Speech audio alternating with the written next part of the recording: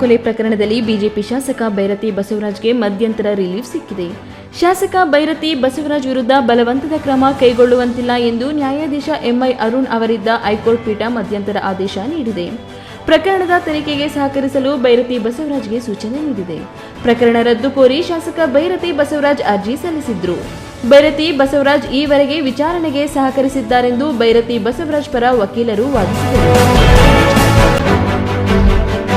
ಬೆಸ್ಕಾಂನ smart meter ಕಡ್ಡಾಯಕ್ಕೆ ಸಂಬಂಧಿಸಿದಂತೆ Karnataka high court ಮಹತ್ವದ ವಾದ ಪ್ರತಿವಾದ ನಡೆದಿದ್ದು, ಇದೀಗ ಅಂತಿಮವಾಗಿ ಹೈಕೋರ್ಟ್ ಮಹತ್ವದ ತೀರ್ಪು ನೀಡಿದೆ. ಬೆಸ್ಕಾಂ ಸ್ಮಾರ್ಟ್ ಮೀಟರ್ ಕಡ್ಡಾಯ ಪ್ರಶ್ನಿಸಿದ ರಿಟ್ ಅರ್ಜಿಯನ್ನು ಹಲವು ದಿನಗಳಿಂದ ವಿಚಾರಣೆ ನಡೆಸಿದ್ದ ಹೈಕೋರ್ಟ್ ಅಂತಿಮವಾಗಿ ವಾದ ಪ್ರತಿವಾದ ಆಲಿಸಿ ಇದೀಗ ಅರ್ಜಿಯನ್ನು ವಜಾಗೊಳಿಸಿದೆ. ಹಳೆಯ ಮೀಟರ್ ಬದಲಿಸುವುದಿಲ್ಲವೆಂದು ಎಜೆ ಹೇಳಿಕೆ ನೀಡಿದ್ದಾರೆ. ಅಲ್ಲದೆ ವಿಭಾಗೀಯ ಪೀಠದಲ್ಲಿ ಈ ವಿಚಾರಕ್ಕೆ ಪಿಐಎಲ್ ದಾಖಲಾಗಿದೆ ಎಂದು ಹೇಳಿ ಜಯಲಕ್ಷ್ಮಿ ಪಿಎಂ ಹರೀಶ್ ಸಲ್ಲಿಸಿದ ರಿಟ್ ಅರ್ಜಿಯನ್ನು ವಜಾಗೊಳಿಸಿ ಆದೇಶ ಹೊರಡಿಸಿದೆ.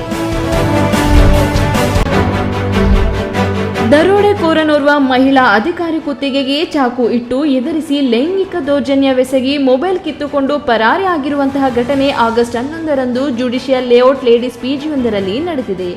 ಸದ್ಯ ಘಟನೆ ಸಂಬಂಧ ಯಲಹಂಕ ಠಾಣೆಗೆ ಮಹಿಳೆ ದೂರು ನೀಡಿದ್ದು, ಪ್ರಕರಣ ದಾಖಲಿಸಿಕೊಂಡು ಆರೋಪಿ ಪತ್ತೆಗೆ ಪೊಲೀಸರು ಮುಂದಾಗಿದ್ದಾರೆ.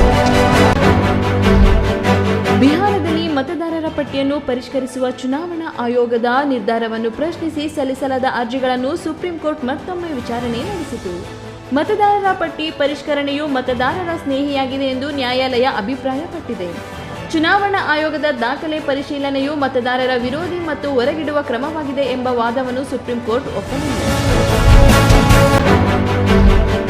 ದಿವ್ಯಾಂಗ ಮಹಿಳೆಯನ್ನು ಬೆನ್ನಟ್ಟಿ ಸಾಮೂಹಿಕ ಅತ್ಯಾಚಾರವೆಸಗಿರುವ ಹೃದಯ ವಿದ್ರಾವಕ ಘಟನೆ ಉತ್ತರ ಪ್ರದೇಶದ ಬಲರಾಂಪುರದಲ್ಲಿ ನಡೆದಿದೆ. ಅಪರಿಚಿತ ವ್ಯಕ್ತಿಗಳು ಬೈಕ್ನಲ್ಲಿ ಬೆನ್ನಟ್ಟಿ ಬಂದಿದ್ರು. ಆಕೆ ಕಷ್ಟಪಟ್ಟು ತಪ್ಪಿಸಿಕೊಂಡು ಓಡಲು ಪ್ರಯತ್ನಿಸುತ್ತಿರುವ ದೃಶ್ಯ ಸಿಸಿಟಿವಿಯಲ್ಲಿ ಸೆರೆಯಾಗಿದೆ. ನಿರ್ಜನ ರಸ್ತೆಯಲ್ಲಿ ದಿವ್ಯಾಂಗ ಮಹಿಳೆ ಅಸಹಾಯಕಳಾಗಿ ಓಡುತ್ತಿರುವ ದೃಶ್ಯ ಸಿಸಿಟಿವಿಯಲ್ಲಿ ದಾಖಲಾಗಿದೆ. ಹಿರಿಯ ಪೊಲೀಸ್ ಅಧಿಕಾರಿಗಳ ನಿವಾಸಗಳಿಂದ ಕೇವಲ 1 ಕಿಲೋಮೀಟರ್ ದೂರದಲ್ಲಿ ಈ ಘಟನೆ ನಡೆದಿದೆ. ರಾಜ್ಯ ಮುಂಗಾರು ಅಧಿವೇಶನದ 3ನೇ ದಿನದ ಕಲಾಪ ನಡೆಯುತ್ತಿದ್ದು, ಕರ್ನಾಟಕದಲ್ಲಿ ಹೆಚ್ಚುತ್ತಿರುವ ರಸ್ತೆ ಅಪಘಾತಗಳ ಸಂಖ್ಯೆ ಬಗ್ಗೆ ಚರ್ಚೆ ನಡೆಯಿತು. ಬುಧವಾರ ಆಗಸ್ಟ್ 13 ವಿಧಾನ ಪರಿಷತ್ನಲ್ಲಿ ರಸ್ತೆ ಅಪಘಾತ ಬಗ್ಗೆ ಸದಸ್ಯರುಗಳು ಪ್ರಶ್ನೆಗಳನ್ನು ಕೇಳಿದ್ದು, ಸಾರಿಗೆ ಸಚಿವ ರಾಮಲಿಂಗಾರೆಡ್ಡಿ ಉತ್ತರ ನೀಡಿದ್ದಾರೆ. ಥೈಲ್ಯಾಂಡ್ನಲ್ಲಿ ಆಘಾತಕಾರಿ ಘಟನೆ ಬೆಳಕಿಗೆ ಬಂದಿದೆ. ಅಲ್ಲಿ 17 ವರ್ಷದ ವಿದ್ಯಾರ್ಥಿನಿಯೊಬ್ಬ ಮಧ್ಯಾವಧಿ ಪರೀಕ್ಷೆಯಲ್ಲಿ 2 ಅಂಕ ಕಳೆದುಕೊಂಡ ನಂತರ ತನ್ನ ಗಣಿತ ಶಿಕ್ಷಕಿಯ ಮೇಲೆ ಹಿಂಸಾತ್ಮಕವಾಗಿ ಹಲ್ಲೆ ನಡೆಸಿದ್ದಾನೆ. ಈ ಇಡೀ ಘಟನೆ ಸಿಸಿಟಿವಿ ಕ್ಯಾಮೆರಾದಲ್ಲಿ ಸೆರೆಯಾಗಿದೆ. ಇದು ವಿದ್ಯಾರ್ಥಿ ತನ್ನ ಶಿಕ್ಷಕಿಯ ಮೇಲೆ ಚಪ್ಪಲಿಯಿಂದ ಹೊಡೆಯುವುದನ್ನು ಕ್ಲಾಸ್ ರೂಮಿನ ಸಿಸಿಟಿವಿಯಲ್ಲಿ ಸೆರೆ ಹಿಡಿಯಲಾಗಿದೆ. ಈ ವಿಡಿಯೋ ವೈರಲ್ ಆದ ನಂತರ ಈ ಘಟನೆ ನೆಟಿಸನ್ಗಳನ್ನು ಕೆರಳಿಸಿದೆ. ಆಗಸ್ಟ್ 5ರಂದು ಉತೈ ತಾನಿಯ ಮಧ್ಯ ಪ್ರಾಂತ್ಯದ ಶಾಲೆಯಲ್ಲಿ ಈ ಘಟನೆ ನಡೆದಿದೆ.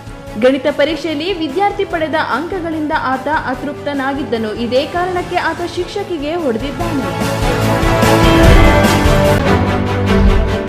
ಕಡಗೋಲು ಕೃಷ್ಣನ ಉಡುಪಿಯಲ್ಲಿ ಈ ಬಾರಿ 2 ಅಷ್ಟಮಿ ಆಚರಿಸಲಾಗುತ್ತಿದೆ.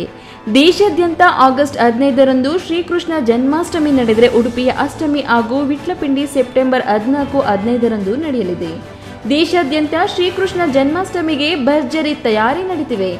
ಉಡುಪಿಯ ಶ್ರೀಕೃಷ್ಣ ಮಠದ ಜನ್ಮಾಷ್ಟಮಿ ದೇಶದಲ್ಲೇ ಪ್ರಸಿದ್ಧ. ಆದರೆ ಈ ಬಾರಿ ಉಡುಪಿಯಲ್ಲಿ ಪ್ರತ್ಯೇಕವಾಗಿ ಅಷ್ಟಮಿ ಆಚರಣೆ ನಡೆಯಲಿದೆ. ಇದೊಂದು ಅಪರೂಪದ ಸಂಪ್ರದಾಯ. ಸಾಕು ನಾಯಿಯೊಂದು ಬೀದಿ ನಾಯಿಗಳಿಂದ ಮಕ್ಕಳನ್ನು ರಕ್ಷಣೆ ಮಾಡಿರುವ ವಿಡಿಯೋ ಸಾಮಾಜಿಕ ಜಾಲತಾಣಗಳಲ್ಲಿ ವೈರಲ್ ಆಗಿದ್ದು, ಜನರಿಂದ ಭಾರಿ ಮೆಚ್ಚುಗೆ ವ್ಯಕ್ತವಾಗಿದೆ. ಈ ಘಟನೆ ರಿಷಿಕೇಶದಲ್ಲಿ ನಡೆದಿದೆ. ಈ ಬೀದಿ ನಾಯಿಗಳಿಂದ ಮಕ್ಕಳನ್ನು ರಕ್ಷಿಸಲು ಜರ್ಮನ್ ಶೆಫರ್ಡ್ ನಾಯಿ ಹೀರೋನಂತೆ ಆರಿರುವುದು ವಿಡಿಯೋದಲ್ಲಿ 4-5 ಮಕ್ಕಳ ಹಿಂದೆ ಹೊರಟ ಬೀದಿ ನಾಯಿಗಳನ್ನು ಗಮನಿಸಿದ ಈ ನಾಯಿ ಕೂಡಲೇ ಆರಿ ಆ ನಾಯಿಗಳನ್ನು ಅಟ್ಟಿಸಿಕೊಂಡು ಹೋಗುತ್ತದೆ. ಆನಿಯನ್ ದೋಸೆ ತಿಂದ 35 ವಿದ್ಯಾರ್ಥಿಗಳು ಅಸ್ವಸ್ಥ. ಕೋಲಾರ ಜಿಲ್ಲಾ ಸರ್ಕಾರಿ ಆಸ್ಪತ್ರೆಗೆ ದಾಖಲು. ವಿದ್ಯಾಜ್ಯೋತಿ ಖಾಸಗಿ ಕಾಲೇಜು ವಸತಿ ನಿಲಯದ ವಿದ್ಯಾರ್ಥಿಗಳು ಕೋಲಾರ ತಾಲೂಕು ಬಸವನತ್ತ ಬಳಿ ಇರುವ ಕಾಲೇಜು. ಕಳೆದ ರಾತ್ರಿ ಆನಿಯನ್ ದೋಸೆ ತಿಂದಿದ್ದ ಹಿನ್ನೆಲೆ ಕಾಣಿಸಿಕೊಂಡಿರುವ ಅನಾರೋಗ್ಯ, ವಾಂತಿ ಭೇದಿಯಾಗಿ 30 ಮಕ್ಕಳು ಅಸ್ವಸ್ಥ. ಕೂಡಲೇ ವಿದ್ಯಾರ್ಥಿಗಳನ್ನು ಆಸ್ಪತ್ರೆಗೆ ದಾಖಲಿಸಿದ್ದಾರೆ. ಸದ್ಯ ಕೋಲಾರ ಜಿಲ್ಲಾಸ್ಪತ್ರೆಯಲ್ಲಿ 30 ವಿದ್ಯಾರ್ಥಿಗಳಿಗೆ ಚಿಕಿತ್ಸೆ. ಕೋಲಾರ ಗ್ರಾಮಾಂತರ ಪೊಲೀಸ್ ಠಾಣಾ ವ್ಯಾಪ್ತಿಯಲ್ಲಿ ಈ ಘಟನೆ ನಡೆದಿದೆ.